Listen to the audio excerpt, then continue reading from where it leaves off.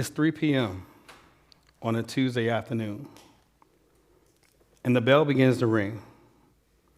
Students begin to flood the hallways with exhaustion as well as excitement. 2 students leaving the same classroom are walking down the hallway. Both students stop at the corner to take part in their secret handshake before they part ways and head home for the day. Both students are 10 years old and in Miss Sarah's 5th grade classroom. They both have 2 younger siblings in the same school, but their evenings will look very different. Alex enjoys his car ride home with his mom and his 2 younger siblings, along with a pit stop to their favorite ice cream spot for some "we had a good day at school" ice cream cones. When Alex and his family get home, he and his mom begin to review his homework assignment for the night. They finish up at about 4:30. His mom then prepares her world-famous spaghetti dinner that the entire family loves to eat. After dinner, Alex goes to his bedroom, where he watches some TV away from his younger siblings. And by the time Alex goes to bed that night, his homework, his lunch, and his backpack are all ready for the next day. Over to the other student, Josh. Josh and his younger siblings, they all boarded the school bus, along with the other kids from their neighborhood. They got home at about 4:30. When Josh unlocks the door, he unlocks the front door to an empty house. Josh and his younger siblings, they usually get home first. On a good night, his mom would get home at 11 p.m. On a bad night, her shift could extend till after 12 o'clock. So yes, it is safe to say that his mom will not be home until long after they're asleep. Josh helps his younger siblings with their homework, and he attempts to complete his for the night. But that second part of his homework assignment, he just could not get. But with no one home to help, and his brothers complaining that they're hungry, Josh has to put his homework on the back burner. Josh goes to the kitchen and he makes some sandwiches and chips for their gourmet dinner for the night. After dinner, Josh makes sure that his 2 young brothers get ready for bed. And then they all go to the bedroom to watch some TV in the room that they all share. The TV continues to play, but with no one watching. The next morning, both boys walked into the classroom. Alex turned in his homework assignment. "Great job, Alex," Miss Sarah said. And Josh, hearing the praise from Miss Sarah to his friend, made him feel real embarrassed to turn in his incomplete assignment. But he did anyway. He also quietly told Miss Sarah that he did not understand the second part of his assignment. Alex still receives an incomplete on his homework chart. And on top of that, he also loses 10 minutes of his recess time for the day. So that means while the kids are all out playing at recess, Josh will be sitting at his desk completing his homework. And because of his bond with Josh, Alex will be standing in the middle of the playground, staring at the two doors and waiting for his friend to come out.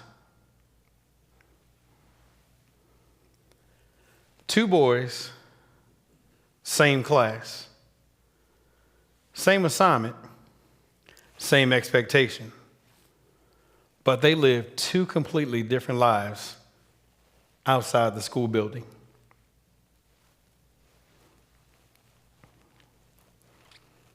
We sometimes confuse sameness with fairness. For so long, we've defined fairness as treating everyone the same.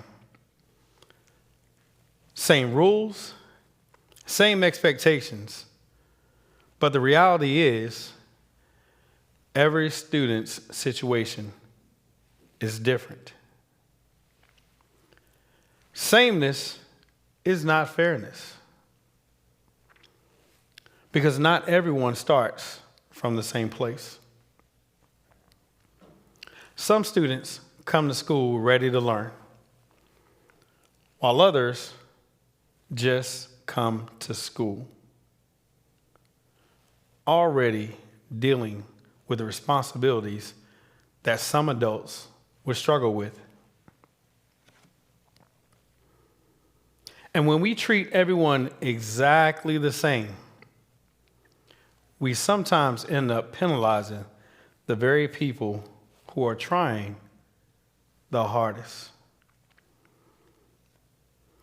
I didn't learn this from an extensive research study. I learned this firsthand. I learned this from my students. For 21 years, I worked as a health and physical education teacher and coach. So yes, this suit is a big upgrade from gym shorts, a polo, and a whistle. But 14 of those years, I also drove school bus. And that means I've seen students in places where most adults don't even notice, such as the ride to school, where kids get on the bus sleepy and hungry, and they cannot wait to get to school to get that free breakfast. Or the gym. It was the one place where organized chaos was allowed. Or the playground. Now you think just adults blow off some steam. You haven't seen the playground yet. Or the ride home after a bad day socially with friends in their circle, associates outside their circle, and the fear of allowing bullies to target their circle. And finally, in their neighborhood, their natural environment. And when you get to see people in different types of environment, you start to notice things. Like the student over here who's having difficulty in the classroom. We didn't know that they were 100% responsible for getting their little sister on and off the bus every single day. Or those two kids up in the top row. We didn't know that they were responsible for making sure that the house is clean while the parent is at work. Or what about this student over here who couldn't complete their assignment? We didn't know that they were 100% responsible for watching over their two younger siblings while the parent is working long and late hours. And after a while, you realize something important. Sometimes what looks like lack of effort is really something else entirely different. You see, we develop awareness. We begin to notice the moments that people are living outside of when you and I both see them. And that awareness can lead to something so powerful, so life-changing, and that is understanding. And this isn't just true in schools. It's also true in families, workplaces, and yes, in communities as well. Treating everyone the same may feel fair on the surface, but real fairness, well, real fairness begins when we take the time to understand someone else's reality. Because people don't need identical treatment. They need consistent understanding. And when people feel understood, good things happen. Trust grows, effort grows. People begin to feel like they belong. The good news is, this type of change doesn't require a new policy or programming. It starts with something much simpler. It starts with 3 elements. First element, courage. Courage to see outside of your environment. Second element, a pause. Not just any pause, an intentional pause. A pause with a purpose. And the third element, the question. And that question is, how would I want to be treated if I were them? Let's go back to the lives of Alex and Josh. Same age, same classroom, same assignment, but 2 very different starting lines. Neither of them chose their situation. They were born into it.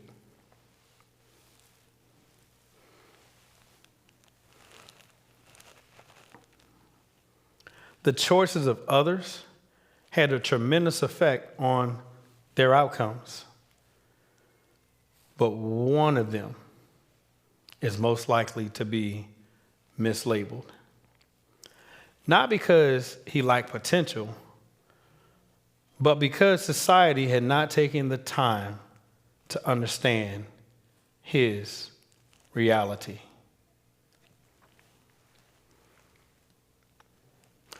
What I've learned after decades around students is that they rarely remember every assignment that they completed or every rule that they followed. But they will remember the person who took the time to acknowledge and understand their roadblocks and their struggles. Because the one most simple thing we can offer someone in life is a simple experience of being understood. When someone falls short of an expectation, and they will fall short, whether it's a student, a coworker, or a family member, pause before you decide how to respond. Take a moment to understand their reality, because that small moment can change the direction of your response, as well as the life, literally the life of the person that's about to receive it. So here's the bottom line. Imagine yourself standing right next to me,